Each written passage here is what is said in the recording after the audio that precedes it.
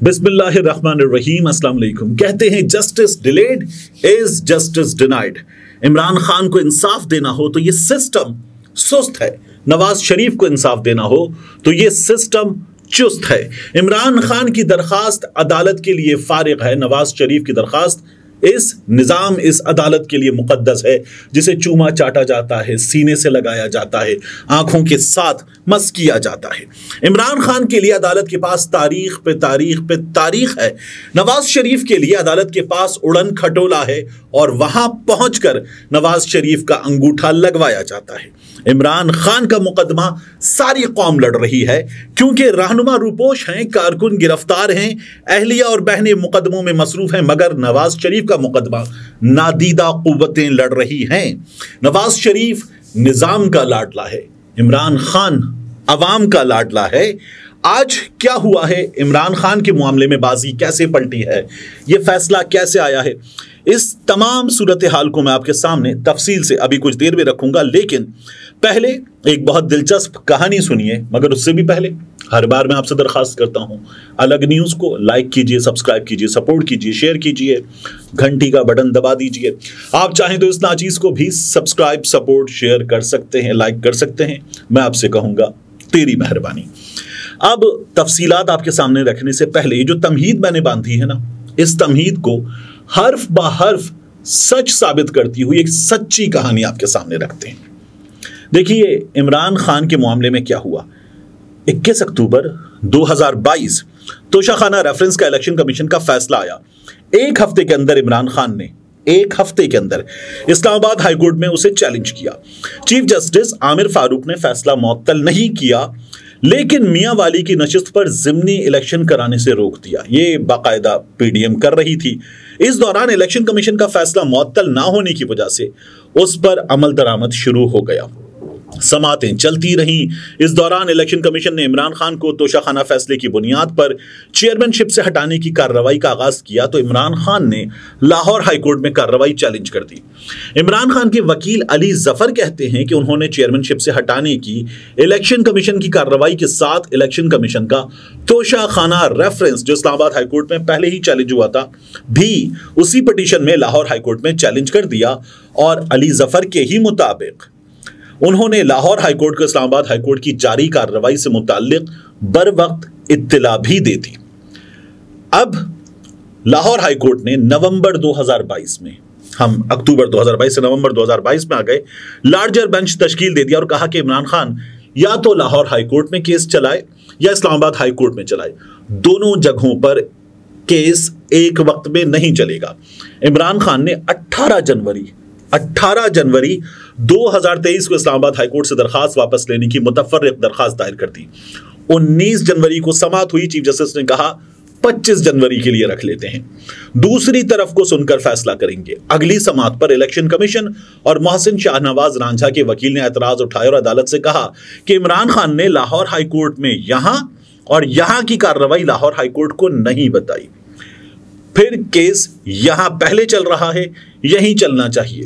अगर अदालत को उनकी दरखास्त वापस लेने की मंजूरी भी करनी है तो उनके खिलाफ लिखकर दरखास्त मंजूर करे, क्योंकि इमरान खान ने अदालत से चीटिंग की है। फिर मामला चलता रहा, 6-7 समातें हुई। आखिरकार 13 सितंबर को यह कहानी 11 महीनों तक पहुंच गई है। फैसला महफूज हुआ। 11 महीने बाद फैसला महफूज हुआ, जो 6 नवंबर तक महफूज रहा। और फिर उसके बाद हमने देखा कि 19 जनवरी से 6 नवंबर तक के दौरान तोशाखाना रेफरेंस पर मुकम्मल अमल हो गया। फौजदारी कार्रवाई में इमरान खान को सजा हो चुकी, नाअहली हो चुकी, लेकिन 10 महीने में इस्लामाबाद हाईकोर्ट से केस वापस लेने की इमरान खान की दरखास्त पर फैसला नहीं हो सका। ये दिलचस्प कहानी हमारे दोस्त साकिब बशीर ने, जो इस्लामाबाद हाईकोर्ट कवर करते हैं, बहुत खूबसूरत अंदाज में बयान की थी। अब आ जाइए, आज का जो फैसला हुआ है ना, उस फैसले से पहले एक और चीज, अदालत ने साइफर केस की कार्रवाई फौरी तौर पर रोक दी है। उससे पहले एक और चीज देखिए। 27 अक्टूबर 2023 को chief justice Islamabad high court Aamir Farooq ने सीक्रेट जेल ट्रायल को इमरान खान के हक में करार देते हुए फेयर ट्रायल करार दिया था और फैसले में लिखा था कि यह अदालत 23 अक्टूबर के ऑफिशियल सीक्रेट एक्ट की अदालत के फैसले में कोई मुदाखलत नहीं कर सकती। आर्टिकल 10A के तहत मुल्जिम को शफाफ ट्रायल का हक दिया जाए। ट्रायल कोर्ट की कार्रवाई से किसी किस्म का तासुब जाहिर नहीं होता। जेल में सीक्रेट ट्रायल दरखास्त गुजार इमरान खान के हक में है। इमरान खान कह रहा है ये मत करो, और अदालत के लिए तो तुम्हारे हक में है। और उसके बाद उसी केस में chief justice Islamabad high court ने इमरान खान की साइफर केस में जमानत और इखराज मुकदमा की दरखास्त भी मुस्तरद कर दी, और साथ ही हुक्मनामा ऐसा लिखवाया कि बादी नजर में इमरान खान के खिलाफ FIA के तमाम इल्जामात की तौसीक भी आमिर फारूक साहब ने कर दी, जिसका असर जाहिर सी बात है ट्रायल कोर्ट के हतमी फैसले पर भी पड़ना है। मगर अब क्या हुआ है? इमरान खान साहब की अपील पर ऑफिशियल सीक्रेट एक्ट, ये खुसूसी अदालत का मामला चेयरमैन PTI और साबिक वजीर खारजा शाह महमूद कुरैशी इनके खिलाफ साइफर केस के जेल ट्रायल से रोकते हुए तमाम रिकॉर्ड अदालत ने 2 दिन में तलब कर लिया। अब अदालत 2 दिन बाद इस पर मजीद फैसला देगी, अदालत ने रोक दिया। मिस्टर जस्टिस मियां गुल हसन औरंगजेब और मिस जस्टिस समन रिफत इम्तियाज पर मुश्तमिल बेंच ने चेयरमैन PTI की इंट्रा कोर्ट अपील की समाअत की। मंसूर अवान साहब शहबाज शरीफ साहब की हुकूमत में भी अटॉर्नी जनरल थे और अब भी अटॉर्नी जनरल हैं। उन्होंने अदालत को बताया कि वफाकी काबीना ने साइफर केस के जेल ट्रायल की मंजूरी दे दी। अदालत ने कहा कि वो नोटिफिकेशन हम देखेंगे कि उसमें क्या लिखा है। जेल ट्रायल होगा तो ये गैर मामूली ट्रायल होगा। अटॉर्नी जनरल का नहीं, गैर मामूली ट्रायल नहीं है, सिर्फ जेल ट्रायल है। तो जस्टिस साहब ने यह कहा कि हम जानना चाहते हैं ऐसे क्या गैर मामूली हालात थे कि यह ट्रायल इस तरह चलाया जा रहा है। बादी नजर में जेल ट्रायल के तीनों नोटिफिकेशंस हाई कोर्ट के मुताल्लिका रूल्स के मुताबिक नहीं। अटॉर्नी जनरल ने कहा कि मैं तमाम मुताल्लिका इदारों से रिकॉर्ड लेकर अदालत के सामने रख दूंगा। चेयरमैन PTI के वकील सलमान अकरम राजा ने कहा कि 5 गवाह इस वक्त भी जेल में बयानात रिकॉर्ड कराने के लिए मौजूद हैं। जस्टिस मियां गुल हसन औरंगजेब ने रिमार्क्स दिए कि बहुत से सवालात हैं जिनके जवाबात की जरूरत है। वफाकी काबीना ने 2 दिन पहले जेल ट्रायल की मंजूरी दी, उसकी वजूहात क्या थी? सबसे अहम सवाल यह है कि मंजूरी से पहले होने वाली अदालती कार्रवाई का स्टेटस क्या होगा? रिकॉर्ड के मुताबिक ऑफिशियल सीक्रेट एक्ट के जज की तैनाती एग्जीक्यूटिव ने की है। चीफ जस्टिस से राय ली गई, लेकिन यह प्रोसेस एग्जीक्यूटिव ने शुरू और मुकम्मल किया। जेल ट्रायल के खिलाफ इंट्रा कोर्ट अपील पर मजीद समाअत अब होगी 16 नवंबर को। अदालत ने ट्रायल की वजूहात पर मबनी तमाम रिकॉर्ड भी तलब कर लिया है, जबकि हुक्म इम्तिना ना देने की अटॉर्नी जनरल की इस्तदा भी अदालत ने कर दी है मुस्तरद। तो अटॉर्नी जनरल को, निगरान हुकूमत को, इमरान खान साहब के मुखालिफिन को एक शिकस्त इस मामले में बड़ी ठीक ठाक किस्म की हो गई है। अब आगे आ जाइए, जो इमरान खान की कामयाबी के बाद की कहानी है, बिलावल भुट्टो की कहानी। लेकिन नहीं, उससे भी पहले देखिए इमरान खान साहब की ये जो दरखास्तें इस्लामाबाद हाई कोर्ट के चीफ जस्टिस आमिर फारूक साहब ने, इनको बहुत से लोग अब अलिफ मद आ के साथ आमिर लिखने लगे हैं, उन्होंने मुस्तरद की। वो इमरान खान साहब के वकला लेकर चले गए सुप्रीम कोर्ट। सुप्रीम कोर्ट में क्या हुआ? काजी फाइज ईसा साहब की अदालत में, वहां दोनों पर एतराज नहीं हुआ, दोनों पे लग गया नंबर, लेकिन दोनों की समाअत की तारीख नहीं आई और नंबर लगे काफी वक्त हो गया। अब जाके इमरान खान साहब की 2 और मुकदमात में गिरफ्तारी डाल दी गई है, अलकादिर में भी और तोशा खाना में भी। नैब ने जेल में जाकर इमरान खान साहब को वहां पर अपना कैदी बना लिया है, गिरफ्तार जाहिर कर दिया है। तो अब इमरान खान साहब की साइफर केस की सुप्रीम कोर्ट में समाअत हो भी जाए तो इमरान खान साहब अब नैब के मुकदमात में गिरफ्तार हैं और इमरान खान साहब अंदर हैं। तो काजी फाइज साहब ये पहले लगा सकते थे, उनकी सुप्रीम कोर्ट ये पहले लगा सकती थी, लेकिन नहीं लगाया गया।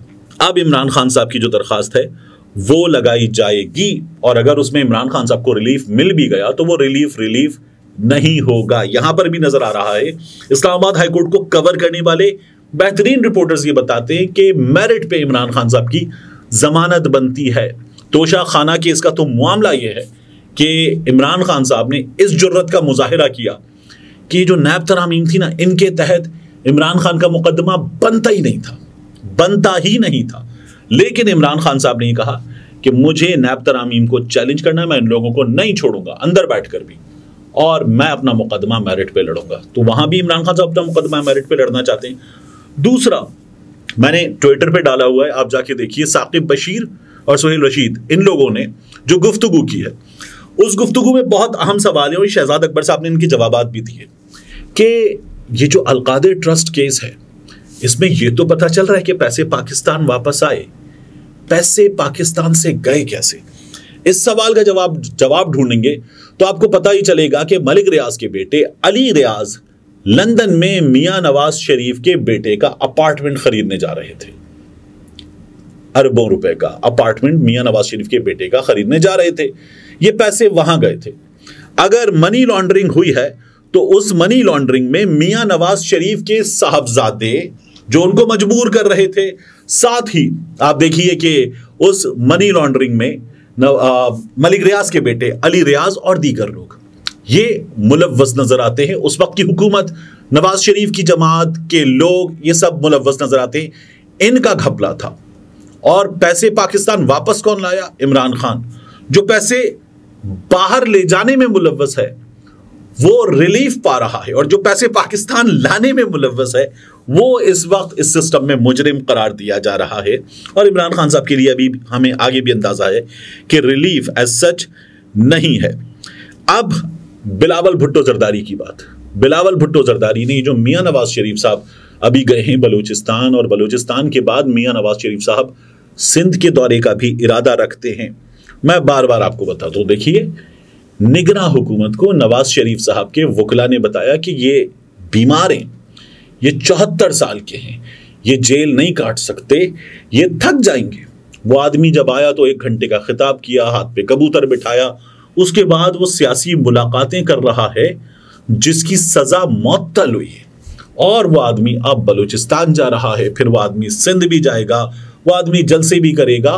और हुकूमत को क्या पता है? वो 74 बरस का है, वो बीमार है, वो जेल नहीं काट सकता, वो थका हुआ आदमी है। इस वाली बात से मैं इत्तेफाक करता हूं। बिलावल भुट्टो जरदारी ने क्या किया मियां नवाज शरीफ के साथ?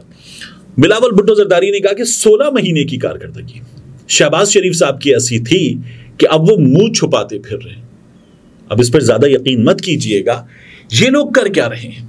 ये पहले भी नूरा कुश्ती खेलते थे, ये अब भी नूरा कुश्ती खेलते, क्योंकि यही बिलावल भुट्टो जरदारी, यही शहबाज शरीफ कौमी असेंबली में पहली रो में बैठकर एक दूसरे से क्या कह रहे थे। वहां शहबाज शरीफ साहब कह रहे थे कि आप बिलावल भुट्टो जरदारी साहब बेहतरीन कारकर्दगी के मालिक, और नवीद कमर साहब आप तो हमारी पार्टी में आ जाइए, हमें आपकी जरूरत है। और बिलावल कह रहे थे शहबाज शरीफ साहब आप इधर आ जाएं, हमें आपकी बेहतरीन शहबाज स्पीड की, आप जैसे वजीर आजम की जरूरत है। अब क्या कह रहे हैं? ये मुंह छुपाते फिर रहे हैं। बिलावल ने दूसरा मियां नवाज शरीफ साहब की भी ऐसी की तैसी की। बिलावल ने कहा कि मियां साहब को पंजाब में आ रही है नजर मुकम्मल शिकस्त, इसलिए मियां साहब को मशवरा दिया गया है कि मियां साहब दूसरे सूबों में जाइए और अपने लिए हालात का जायजा लीजिए, वहां जगह बनाइए। बिलावल ये कहते हैं कि मियां साहब को तजवीज दी गई है कि आप दूसरी जगहों पर जाएं, लेकिन हमारा मशवरा यह है कि मियां साहब आप पंजाब पर फोकस करें। बिलावल भुट्टो जरदारी मिट्टी में इंटीरियर सिंध में प्रेस कॉन्फ्रेंस कर रहे थे। उन्होंने कहा कि नून लीग के लिए मुश्किलात हैं और अब उन्हें बताया जा रहा है कि दूसरे सूबों में जाकर अपने लिए जगह देखें। ठीक ये हुआ कि नून लीग अपने बलबूते पर इलेक्शन लड़े, अपनी पार्टी पर तवज्जो दे और अपनी पिच पर खेल कर दिखाए नून लीग। और उन्होंने कहा कि पीपल्स पार्टी का किसी भी इदारे से कोई भी झगड़ा नहीं है। मियां साहब की जमात सिंध में पीर साहब पगारा की जमात के साथ, जीडीए, एमक्यूएम के साथ, और उसके अलावा आजाद उम्मीदवारों को भी मिला लेना चाहती है। और मियां नवाज शरीफ साहब की जमात देख रही है कि हमें सिंध से भी सीटें मिलें। ये बलूचिस्तान भी जा रहे हैं और वहां पर मियां नवाज शरीफ साहब जब पहुंचे हैं तो आज हार्डली कोई 17-18 लोग थे जो मियां नवाज शरीफ के इस्तकबाल के लिए नारे लगा रहे थे। मियां साहब वहां अपने लिए जगह ढूंढने गए हैं और बाप पार्टी से बात करने गए हैं। ये जो बाप पार्टी से बातचीत है ना, इसका अगर आप माजरा देखना चाहते हैं तो क्या हुआ है ये देखिए कि रातों रात बाप या मां के नाम पर ये जो पार्टी बनी थी, इस पार्टी ने एक बच्चे को जन्म दिया था। आज वो बाप पार्टी अजीम जमहूरी लीडर मियां नवाज शरीफ साहब से मिलने जा रही है। ये सोशल मीडिया के तबसरे इन पर। अब ये जो पीएमएलएन का सोशल मीडिया पर ट्विटर हैंडल है, इन लोगों को चाहिए कि अपने रहनुमाओं की जो तकारीर वगैरह है ना, कम से कम वही डिलीट कर दें अगर कुछ और नहीं कर सकते। क्या कहा था 25 अक्टूबर को मुस्लिम लीग नून की जानिब से ये लोग समझते हैं कि बलूचिस्तान और कोयटा के अवाम को अपने नुमाइंदे चुनने का कोई हक नहीं है। यहां रातों रात बाप या मां के नाम पे एक पार्टी बनती है जो एक बच्चे को जन्म देती है, जिसे अगले ही दिन वजीर आला की कुर्सी पर बिठा दिया जाता है। मियां नवाज शरीफ साहब की हुकूमत ऐसी गई थी, शायद खाकान अब्बासी साहब इस्लामाबाद से उठ के गए थे, वजीर आजम थे मियां नवाज शरीफ के कहने पर, और फिर उसके बाद उन्होंने कहा था कि नहीं जी, पूरी हमारी जमात भी हमारे खिलाफ हो गई है, तो अब बेहतर है कि हम ये लड़ाई ना लड़ें, इट्स अ लॉस्ट बैटल। आपको याद है मरियम नवाज शरीफ साहबा ने खिताब किया था।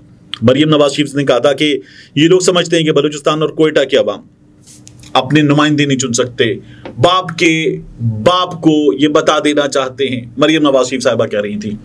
और बार बार उन्होंने कहा कि बाप के बाप को बाप बना के इमरान खान की जमात हुकूमत में आ रही है और ये लोग सेनेट में कार्रवाई दिखा रहे हैं, ये लोग अपने लिए इत्तेहादी बना रहे हैं। अब वो जो बाप पार्टी है, अब किसकी पार्टी है? उस बाप पार्टी का वजीर आजम, उस बाप पार्टी का खालिद बख्शी कहता है आपकी जमात में आ चुका है और वो आपके लिए काम कर रहा है। उस बाप पार्टी के लोगों को जो आप ताने देते थे कि वो उनके लोग हैं, अब वो बाप पार्टी आपको अच्छी लगने लगी है, उससे आप गले लगाने को और गोद में बिठाने को तैयार हैं, क्योंकि बाप के बाप ने आपको गोद में बिठा लिया है। ये अब आपके साथ सोशल मीडिया पर हो रही है और ये ऐसे रुकेगी नहीं, ये जारी रहेगी मियां साहब, जब तक आप अंपायर साथ मिलाकर खेलना नहीं छोड़ेंगे। और ये तो सबको पता है कि आप नहीं छोड़ेंगे। मिलते हैं इंशाल्लाह आपसे अगली वीडियो में।